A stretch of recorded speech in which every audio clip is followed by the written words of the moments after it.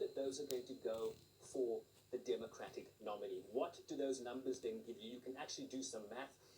Biden, therefore, has an advantage heading into November's third election, banking about 202 of the 270 Electoral College votes because of these traditionally blue and red states.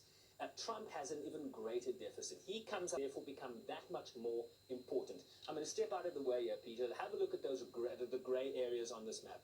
Texas, which is a Republican state traditionally, hasn't voted for a Democratic presidential candidate since 1976. Biden is within 1 point in Texas, could turn that blue. Arizona, that's John McCain's old state, has only voted for a Democratic presidential nominee once. That was Bill Clinton, who was a Southerner, in 1996. The last time that voted for a presidential nominee, a Democrat, before Bill Clinton, 1952. So that tells you, and Biden is up in Arizona by about 3 or 4 points. So the map here is favoring Biden to a certain extent. Trump, therefore, has to win places like Florida, Georgia, North Carolina, Pennsylvania, Ohio, as many of those gray states, far more than Biden needs, given the built-in advantage, given those traditionally blue and red states. Biden has an advantage in terms of the Electoral College, but as we know, Donald Trump pulled a rabbit out of the hat in 2016, and many of his supporters are hoping he will do the same this time around. Right, and the campaign trail, I guess we sure saw images of Kamala Harris there, and they are running around in those swing states, as you were saying.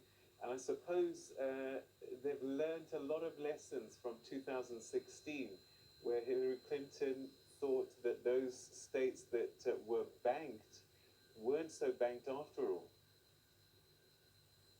Yes, and so you're talking about those Midwestern states that, at the last minute went Trump's way, places like Pennsylvania, places like Wisconsin, places like Michigan. And so you're seeing both parties spend a lot of time sending not just the top of the ticket, not just your Harrises and your Bidens, your Trumps and your Pences, but the surrogates, the family members of the Trump family, various surrogates, the Pete Buttigieg's, Elizabeth Warren's that are supporting Biden's a race for this election. And so spending a lot of time there. In addition, bringing out some of the big names in the Democratic Party, the likes of Michelle Obama and former President Barack Obama, who I can tell you, Peter, is today taking on and rejoining the campaign trail, the in-person campaign trail. We understand he's going to do a drive-in campaign event, an in-person event. Of course, due to social distancing, people will stay in their cars.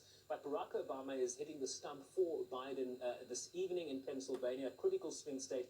This is what he had to say about this race and the tenor of this race earlier this week.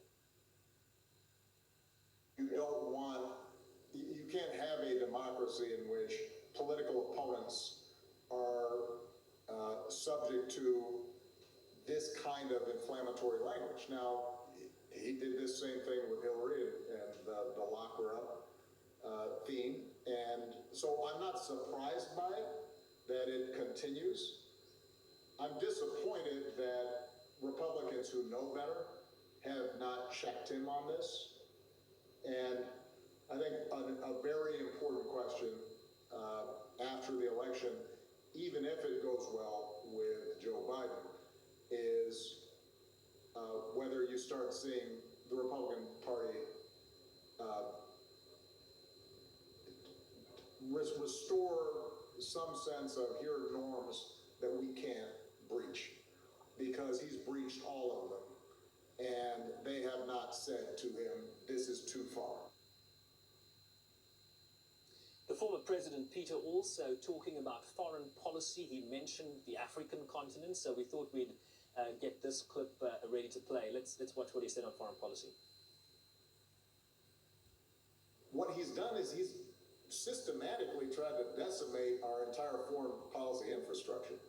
And the thing I know about Joe is that he respects people who know history and have expertise, and he's going to pay attention to somebody who has worked in Africa to find out, all right, like, how should I deal with a particular crisis there, as opposed to calling it a bunch of, I won't say the word countries. He standing for what American leadership can do. So I won't say the word either, Peter, but it starts with an S and it ends with whole. So I think you know what he was talking about there. All right. Certainly one of the top surrogates within the Biden campaign, vastly popular within the Democratic Party, Barack Obama hitting the campaign trail for Joe Biden today. All right. Sherwin, we're going to carry on with our conversation right after